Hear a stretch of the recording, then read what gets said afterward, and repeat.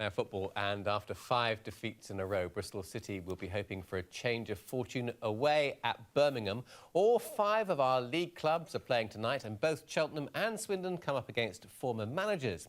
Now, Alistair Durden is at Swindon's county ground now, where Danny Wilson returns with Sheffield United. Right, that'll be interesting. What sort of reception do you think he'll get? Well, David, I'm sure the Swindon fans haven't forgotten that Danny Wilson was in charge for a large part of the season when Swindon were relegated from this division. But on the flip side, just 12 months before that, they were on the cusp of something really special when they were just 1 game away from being promoted to the Championship before losing that playoff final at Wembley against Millwall. But he's back here tonight with Sheffield United, and they're going really well, 2nd in the table at the moment, and they're the only club left in the Football League yet to lose a match this season. So that is the size of the task for Swindon. And there is an interesting subplot in this one as well tonight with Paolo Di Canio, the manager, and Danny Wilson. Paolo actually played under Danny at Sheffield Wednesday 14 years ago. It's fair to say they didn't exactly see eye to eye. In fact, Paolo in his autobiography was fairly critical of Danny Wilson's management, said he was basically out of his depth in dealing with top international Premiership players. So I guess the question is, after all these years, has time healed those wounds? Well, the subject was a bit off limits as far as Danny Wilson was concerned in the build-up to this game, but Di Canio was happy to discuss it, and he said yesterday that it's all water under the bridge. People can change, and also was strong words, because it was a word from a frustrated player that didn't have a good relationship with him, because it was clear that at the time, I confirm all the words, was a shy young manager with jealousy, worried, but not now. At the time, I can confirm at the time, because I was sure that I was right, in my opinion.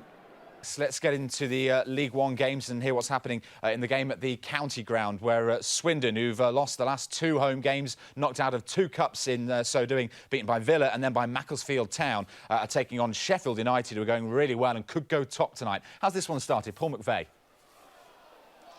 Yeah, it's been a really bright start by Swindon. Matt Ritchie puts the ball up on the right-hand side and volleys it from a full 30 yards and hits a crossbar. Very, very unlucky. And then again, another time on the right-hand side, Matt Ritchie puts the cross in all the way across, and James Collins, the Swindon centre-forward, heads it inches wide of the goal. Really bright start from Swindon, 0-0. And Sheffield United, who are in action this evening, they're in 2nd behind Tranmere on goal difference. They're at Swindon. No goals in the first half. Who started the barrage in the second half? Paul McVeigh.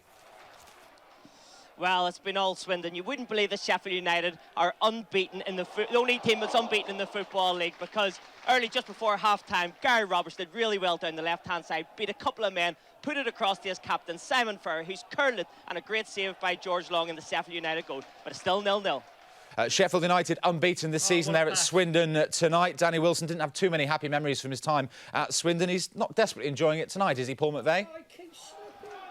He certainly isn't, and it's been all Swindon, as I said, and Gary Roberts and Andy Williams did really well down the left-hand side. Little 1-2, Gary Roberts in on the keeper, and a shot just hits the post, but it's still all Swindon, 0-0.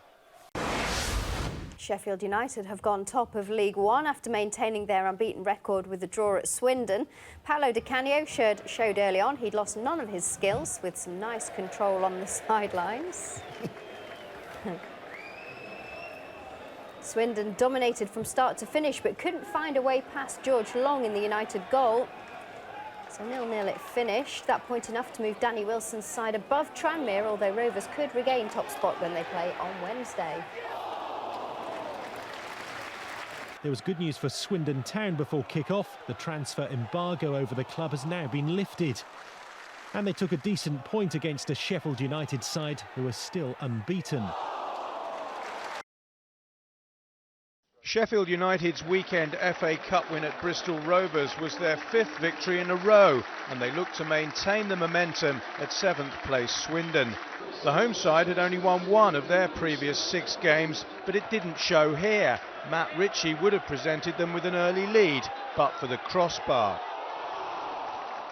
Simon Ferry's shot, well saved by Blade's teenage keeper George Long, who'd kept clean sheets in his previous 3 league matches.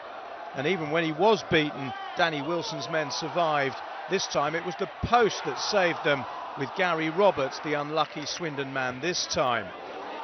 Jim Collins also went close as Paolo Di Canio's men became increasingly frustrated, and only very late on did Sheffield United threaten what would have been an undeserved winner. Neil Collins' last-minute effort was blocked on the line, with Harry Maguire's follow-up also striking a defender. Swindon's efforts were almost rewarded in stoppage time when a mistake by Tony McMahon caused panic, but Long was on hand to secure another clean sheet and a rather streaky point, which saw Blades nonetheless go top of the table at the final whistle.